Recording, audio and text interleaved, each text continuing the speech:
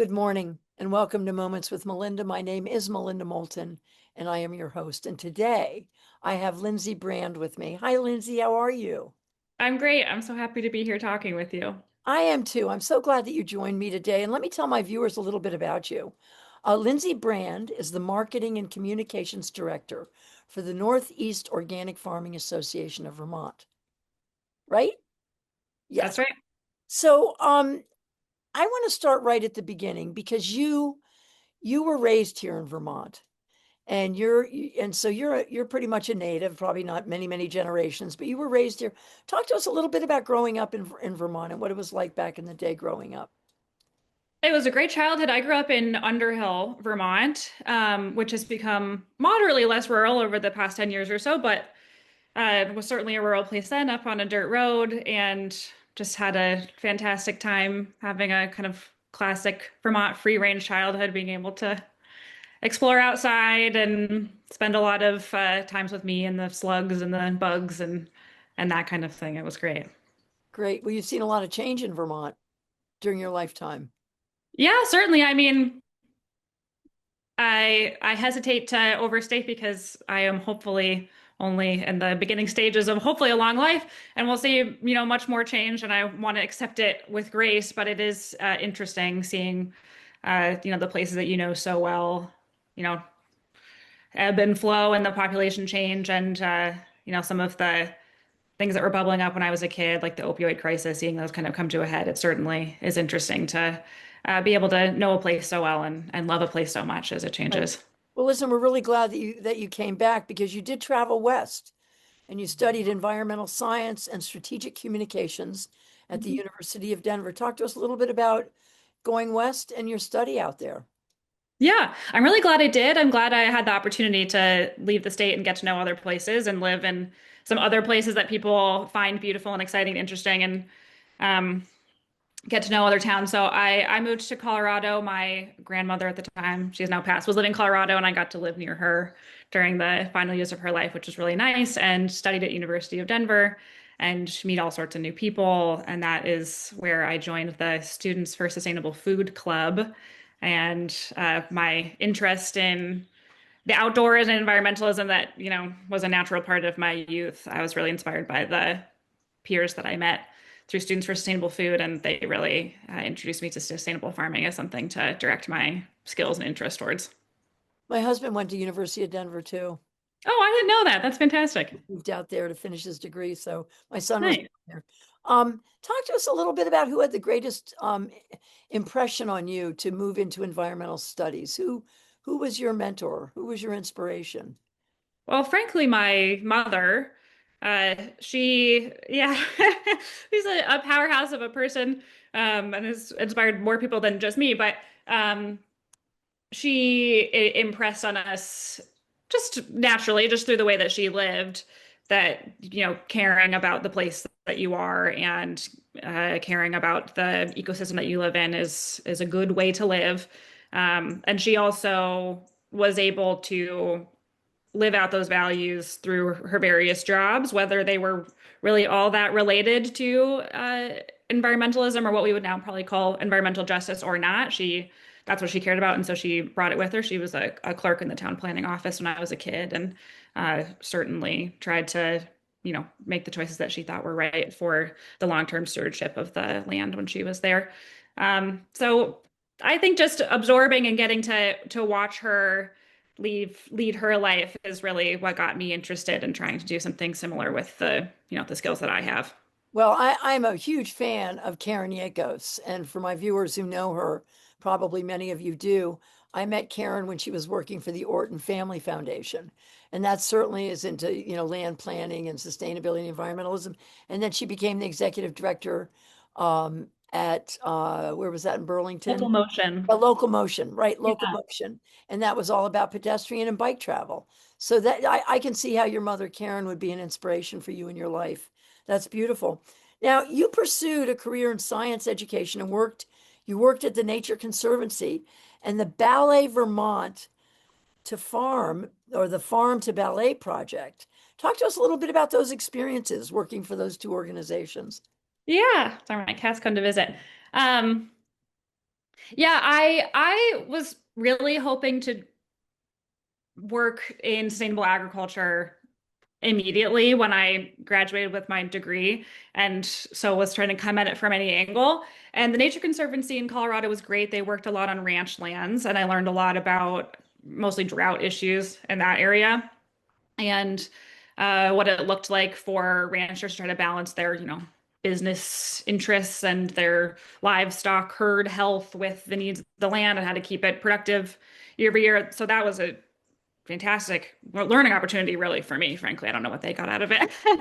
I was very fresh, but I got to learn a lot about sustainable farming from the ranchers that we worked with.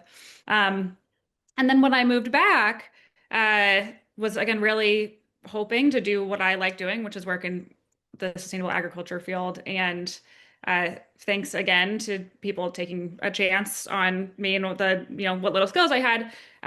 Worked at the Farm to Ballet project, which was a project of Ballet Vermont. People maybe have gone to the shows. They've been on hiatus for the past couple of years, but for a while they put on this really wonderful ballet show, like a narrative ballet show that was about farming. The main character of the ballet was a farmer, and you would watch her take her farm through the seasons, and you would meet the pigs and the chickens. It was really great, and they would bring it to different farms around the state. Which was an opportunity for then the audience to come have a fun night out, but then through the process, get to know a local farmer, feel more connected to the Did agriculture. you do ballet? Were you doing ballet for them, or were you working No, oh my gosh, I wish that would be so cool. No, I was working on their marketing. on their marketing? And Yeah. so I want to know more about this. I mean, not maybe not today, but I think that's fascinating. Have you ever done anything at the Lang? Did they ever do anything at the Lang farm? I Or don't think so. And if they did, it was before my time, but not while I was there. We would rotate around a fair bit and try to kind of spread the love a little bit. There are always kind of a waiting list of farms that wanted to participate. so you did that. So you did though, you worked at those two organizations. And the other thing that you do that I find is fascinating is that you transform old fabric into new clothes. Now, do you do that just for yourself or do you do it for other people too? Well, if you, I, some people have gotten some gifts, and I'll let them speak for themselves if it was a good gift or not. My handmade bags and totes and stuff. No, that's just a hobby. I love it. I love Forum, it. you can often find people getting rid of bags and bags of old quilting fabric, or old sheets are really great material. And I really, really like to sew, but I'm not that skilled. And so to me, it feels a lot better to be repurposing something that was maybe going to be thrown out anyways. And if I mess it up, I'll seam rip it back out and try again. And it has a meaning. People give you maybe an old piece of clothing that was special to them and you can turn it into something. It's a great gift. So I love that. I love that little bit about you. Now you are also known for your ability, and this was on one of the websites, to distill complex ideas into clear, concise, and powerful messages. Talk to us a little bit about your gift, homing in on your communication skills. Oh, well, it's nice to speak about that skill set in that way. I certainly try my best. I have always been really interested in the scientific process and the science of ecosystems, of agri-ecosystems as I've gone further in that direction. And but I don't really have the natural skill set to be a scientist full time. My natural math skills were just never quite enough to make that feel like that would really be something I could give back to the world. I wasn't going to be all that useful in as a field scientist. But I did decide to study science anyways, so that I could understand it the best that I could, and then help package those concepts into layman's terms for the rest of us who need that to make all of the really great work that people are doing, that they're dedicating their lives to understand how the world works and how do we make that accessible to other people. So that's what I hope to do. That's certainly what I try to do is, understand, be a generalist, understand something just enough to summarize it for all of us. That's fascinating. And that's why, and you did have a communications education as well. So now let's move into NOFA and most of NOFA Vermont. I Yeah. think many of my viewers know what NOFA is. It's the Northeast Organic Farming Association of Vermont, and it's been around for, I believe, 50 years. That's right. Talk to us a little bit about this organization and its history. Yeah, it was started by farmers in Vermont, who at that time were facing this what I'm going to say is maybe the start of a wave of industrialization of farming in Vermont that was really top down. It was coming from the presidential administration, and this was a group of farmers in Vermont who really wanted to do farming differently. And I put differently in quotes because they were trying to do farming in the way that it's been done, as far as we can tell, for thousands and thousands of years in many ways. How do you work with an ecosystem to have productive yield year over year, rather than doing what was being pushed at the time, which was industrializing and having to buy in a lot of product for your farm to keep it productive year over year. So that was the origin, and we're still farmer led 52, 53 years later, uh, but have grown substantially in the tactics that we use. So, if in the beginning it was sort of farmers offering peer support and commitment to each other that they were going to try to farm organically, uh, now we're still offering lots and lots of direct services to farmers, lots of opportunities for peer learning, mentorship opportunities, cohorts. We have a soil health cohort where for a year or two, 5 to 10 farmers will really dedicate themselves to going deep on soil health. We have cohorts by sort of stage of development. So a beginning farmer cohort where they have that in common and they can develop the early stages of their farm together. But we also work at a bunch of other points in the food system. Again, it's farmer led, all from the sort of idea of everything, the tide rising all of the boats for our food system. So we work with schools to try to connect them and get contracts with local farms, work with other institutions to do the same. We certify farms to the organic standard. So we run Vermont Organic Farmers. People might recognize the Vermont Organic Farmers kind of yellow seal on your food, certifying to the USDA standards. We work on policy on the state level, on the federal level. And we work with eaters as well. So crop cash, people also might have heard of. If you shop at a farmer's market and you use SNAP, you can double or triple your SNAP benefits at the farmer's market to be able to spend with local vendors. And other sort of food access programs like that, helping subsidize CSA shares. So it's like all of these different ways of working in the community, but all for the same purpose, to try to build a better food system that is sustainable and just for years to come. So let's step back a little bit. Let's go back to the early days as well. Do you think that was part of the back to the land movement back in the 50s? Because we've been living on our meadow for 50 years, and a lot of our friends from the counterculture moved up to Vermont for a variety of reasons, because we could buy cheap land and build, and also because we wanted to be close to the border, because a lot of us were, anti-war activists, and at the time we just wanted to kind of be close to Canada.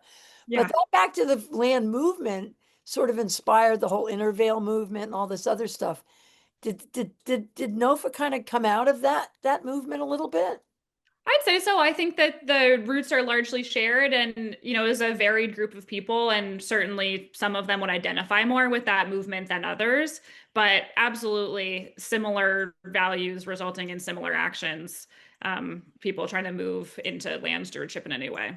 And supporting themselves with their own producing their own food. So, Absolutely. so what would you say are the top goals and objectives of NOFA, to narrow it down to what the goals and the objectives are?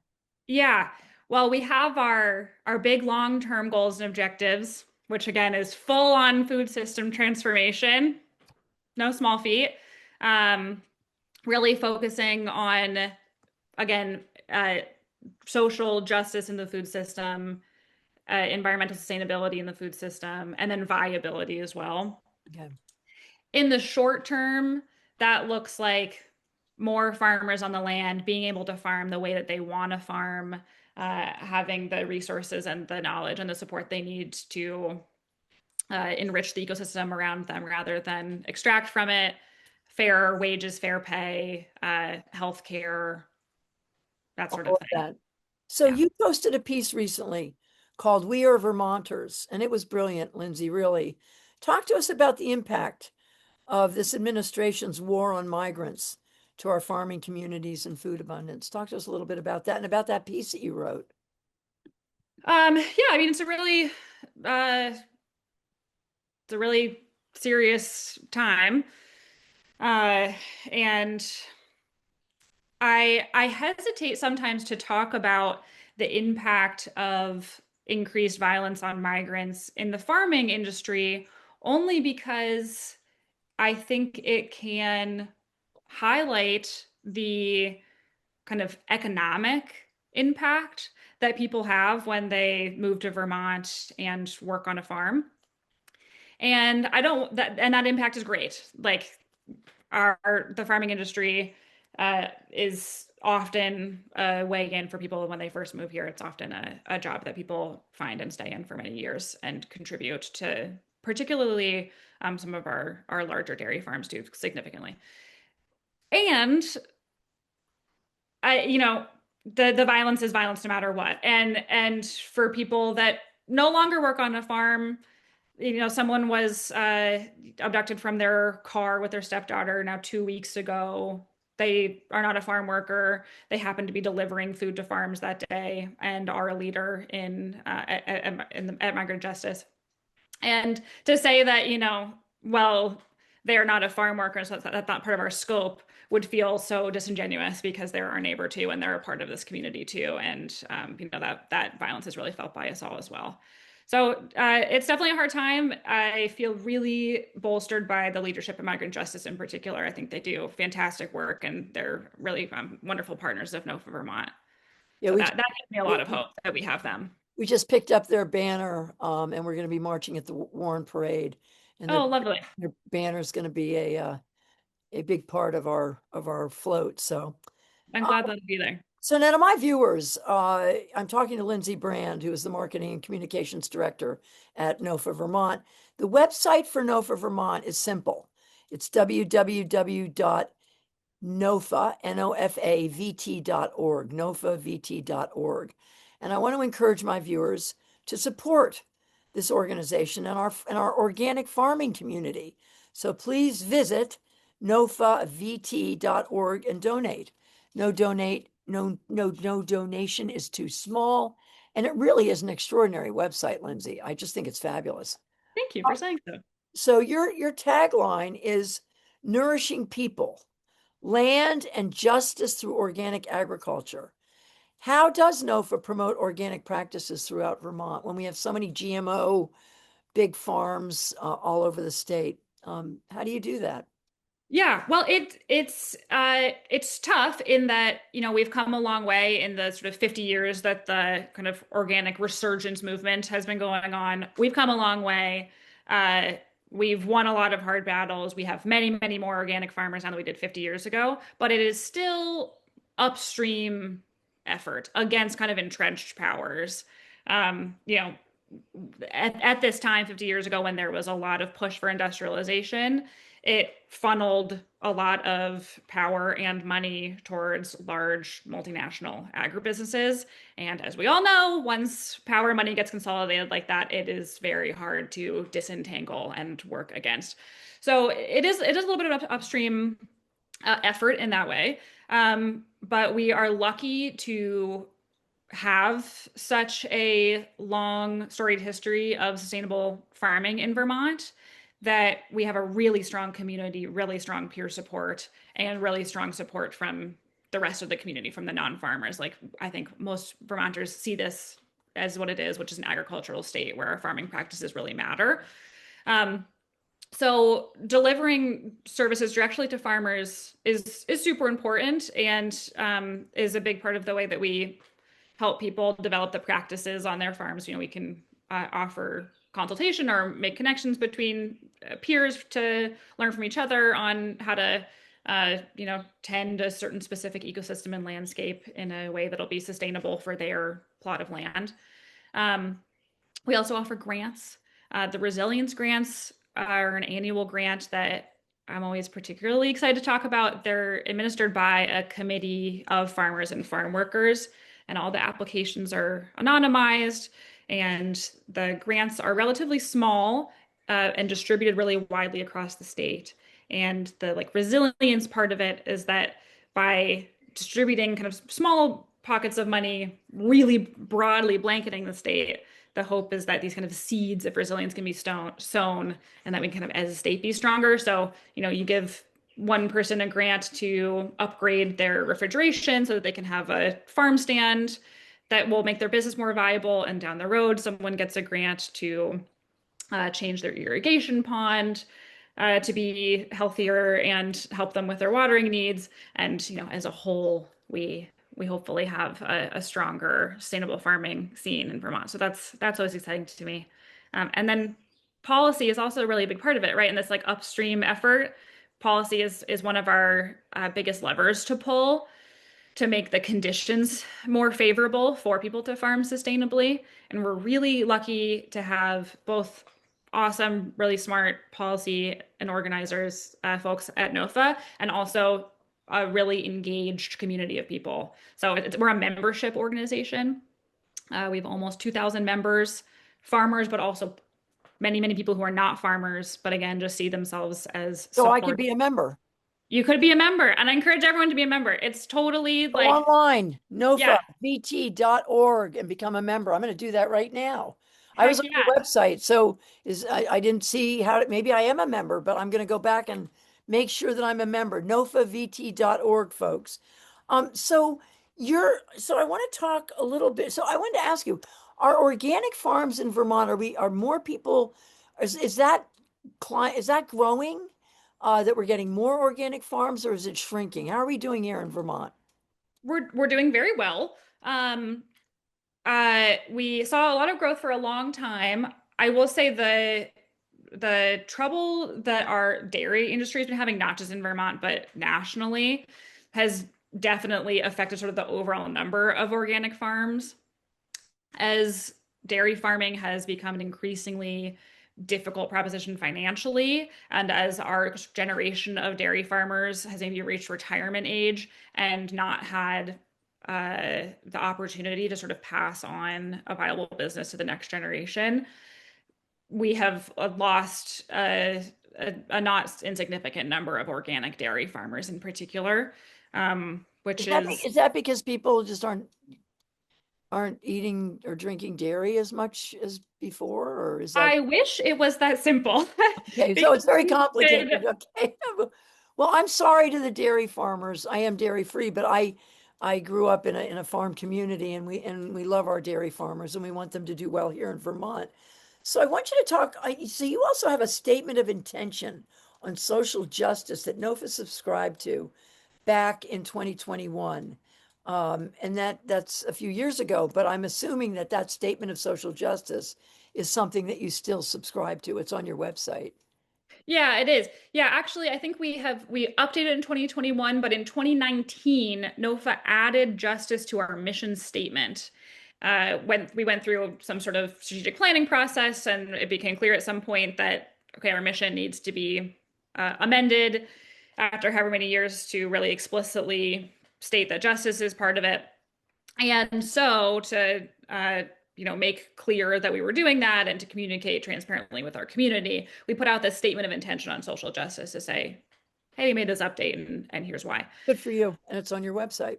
Yeah, people can go read it. I think our work hopefully is where the proof hopefully is in the pudding more than in the initial statement. Hopefully, as people engage in our work and hopefully also give us feedback on our work, which we always welcome, that's really where we hope that this amended mission is And you clear. do it very, very well. Now, my favorite place on your website, and there's a lot of it, this is a beautiful website, folks. Thank you. NOFAVT.org. It's beautiful. The colors, just everything about it is beautiful. Now you have a site called Find Organic Local Food. So, and it's so easy and searchable for anyone to go on this site and find what they're looking for. There are pages and pages and pages.